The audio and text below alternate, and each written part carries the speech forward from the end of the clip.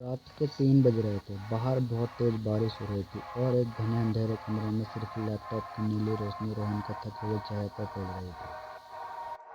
रोहन की आंखें जल रही थी, लेकिन उसकी उंगलियां कीबोर्ड पर तेजी से चल रही थी। वो अपना काम नहीं बल्कि अपनी कलीग क्रश रिया का प्रेजेंटेशन पूरी कर रहा था। रात 11 बजे रिया ने उसे कॉल करके कहा, रोहन, तुम मेरे बेस्ट फ्रेंड हो। मेरा लैपटॉप क्रैश हो गया है। चिंता मत करो रिया, मैं कुछ करता हूँ।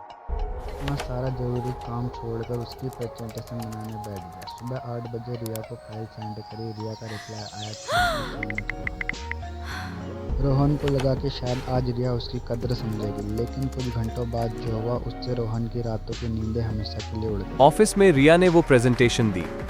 बॉस ने उसे स्टैंडिंग ओवेशन दिया। रिया को उस प्रोजेक्ट का लीड बना दिया गया।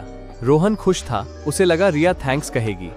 लेकिन लंच ब्रेक में रोहन ने देखा कि रिया ऑफिस के सबसे घमंडी लेकिन पॉपुलर लड़के आर्यन से हंसकर बातें कर रही थी। जब रोहन उनके पास से गुजरा तो उसने रिया को आर्यन से अरे बात वो करते हुए प्रेजेंटेशन सुना। बेवकूफ रोहन से करवा ली।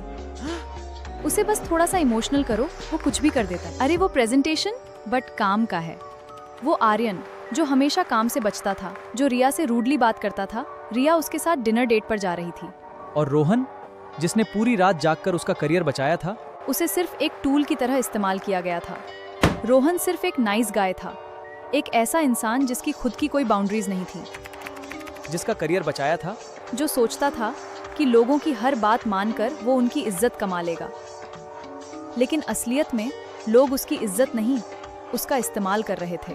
उस दिन रोहन टूट गया था, लेकिन उसी टूटे हुए दिल से एक आग पैदा हुई। उसने फैसला किया कि आज के बाद वो किसी का बैकअप प्लान या डोरमैट नहीं बनेगा।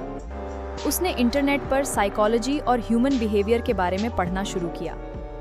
उसे एक बहुत गहरा कॉन्सेप्ट समझ आया, द लॉ ऑफ स्कैरसिटी। दुनिया में जिस चीज़ की सप्लाई ज़्यादा होती है, उसकी वैल्यू गिर जाती है। रोहन हर किसी के लिए हमेशा अवेलेबल था, इसीलिए उसकी कोई वैल्यू नहीं थी। अपनी लाइफ बदलने के लिए 3 पिलर स्ट्रैटेजी पर काम करना शुरू किया। Pillar 1, the power of no, यानी बाउंड्रीज सेट करना। रोहन ने ना कहना सीखा। नहीं, मैं ये नहीं कर सकता, अभी मैं अपने काम में व्यस्त हूँ। सॉरी, मेरा खुद का शेड्यूल फुल है। शुरुआत में लोगों को बुरा लगा, लेकिन धीरे धीरे उन्होंने रोहन के टाइम की इज्जत करना शुरू कर दिया। दूसरों के काम करने के बजाय रोहन ने वो टाइम खुद पर लगाना शुरू किया। उसने जिम ज्वाइन किया, अपनी वार्डरोब बदली और सबसे इम्पोर्टेंट, अपनी कम्युनिकेशन स्किल्स पर काम किया। उसने साइकोलॉजी की किताबें पढ़ी, जिससे उसका माइंडसेट एक पीपल प्लीजर से एक लीडर का हो गया।